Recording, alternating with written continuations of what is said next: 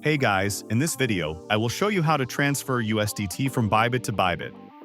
Alright, so let's begin with the video.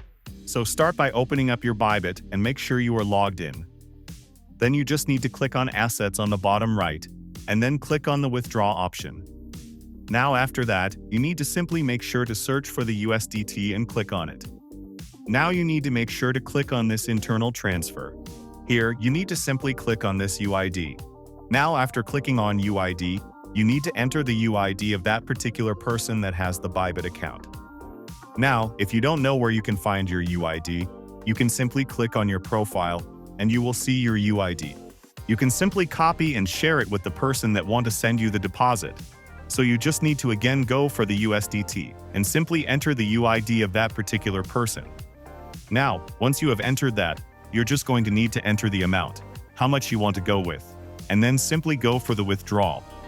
As you can see on the bottom right, it is saying 0 fee, which is the great thing about transferring from internal transfer option. So that's basically how you can transfer USDT from Bybit to Bybit. So that's all for this video. Consider subscribing if you find it helpful, and I'll catch you in the next one. Thanks.